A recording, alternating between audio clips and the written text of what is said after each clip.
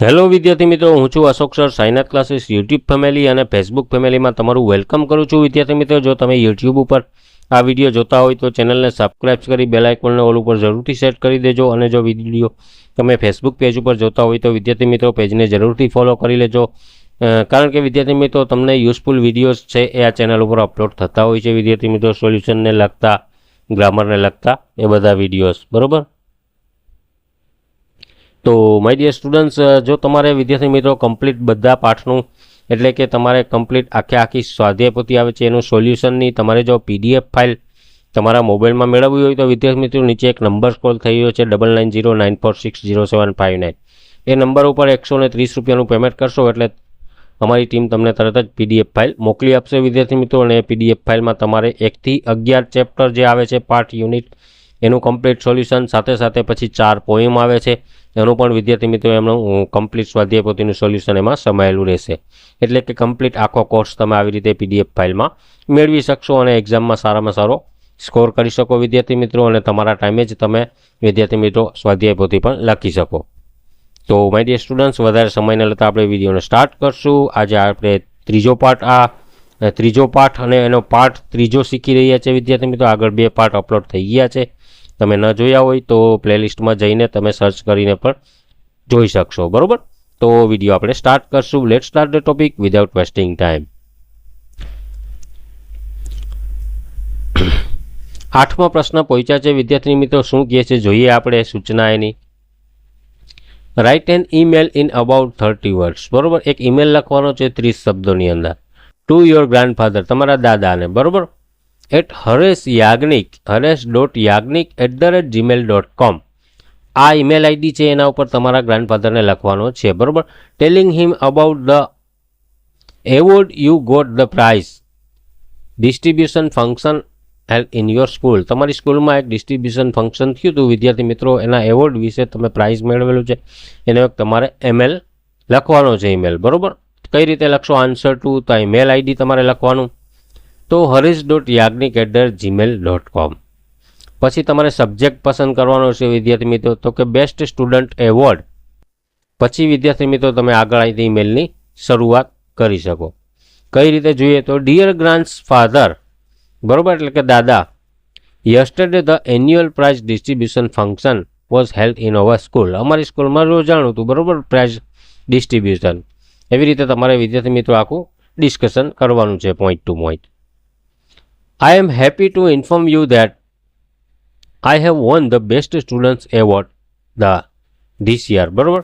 એટલે કે સરસ મજાનું તમારે જણાવવાનું છે તમારા ગ્રાન્ડફાધરને કે હું એકદમ ખુશ થયો, તમને જણાવવા માટે ખુશ છું કે મને સરસ મજાનું જે વિદ્યાર્થીઓનો બેસ્ટ એવોર્ડ હતો એ આ વર્ષે મને મળ્યો, બરાબર, કે હું જીતો, એવું તમે એને જણાવ્યું છે.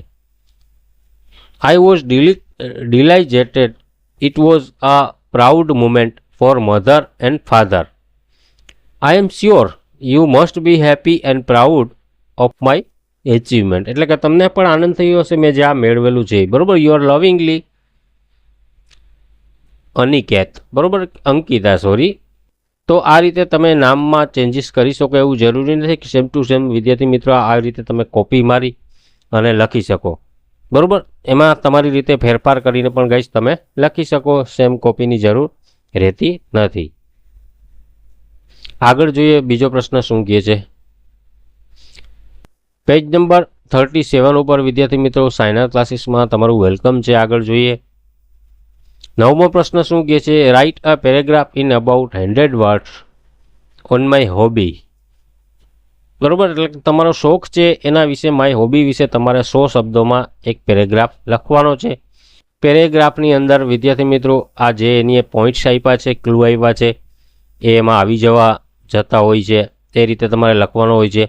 એટલે કે મેની હોબીઝ, પછી importance of hobby, your hobby, what you do to maintain your hobby અને how it is useful to you, બરોબર. એટલે કઈ રીતે તમને ઉપયોગી છે એનું મહત્ત્વ જણાવવાનું છે વિદ્યાર્થી મિત્રો. તમારો શોખ કયો છે અને કઈ રીતે તમારા શોખને તમે આગળ લઈ જાઓ છો કે તમે પૂરો કરો છો એના વિશે વિદ્યાર્થી મિત્રો તમારે લખવાનું છે. તો જોઈએ કઈ રીતે તમે લખશો. There are many kinds of hobbies.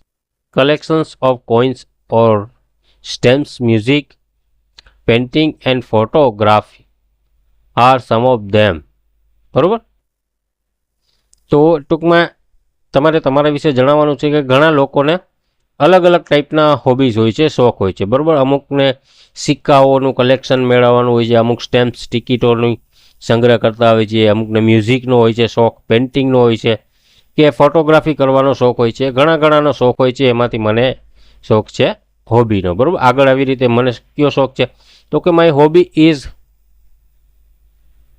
શું લખેલું છે ડિઝાઇનિંગ, અચ્છા, કલેક્ટિંગ સ્ટેમ્પ્સ, ટિકિટોનો શોખ છે. આ પેરેગ્રાફમાં એમ કહેવા માંગે છે હોબી. કલેક્ટિંગ સ્ટેમ્પ્સ એટલે ટિકિટો છે એ બધી ભેગી કરવાનો એક જાતનો શોખ છે. I have collected stamps of many countries, ઘણા બધી ટૂંકમાં દેશ છે એની ટિકિટો મેં ભેગી કરી. I get stamps from friends or relatives or exchange some of my stamps for new ones. બરાબર. ટૂંકમાં એના રિલેટિવ ને ફ્રેન્ડ્સમાંથી બધી ભેરી કરી. I paste all my stamps every carefully in annual album. Annual નથી, ઇન આલ્બમ. એક આલ્બમમાં મેં સરસ મજાની ટિકિટો છે આ બધી ચોંટાડી છે, સ્ટેમ્પ્સ ભેરી કરેલી દેશ વિદેશની. શું કહે છે આગળ? આઈ હેવ 2 આલ્બમ્સ, મારી પાસે 2 આલ્બમ છે.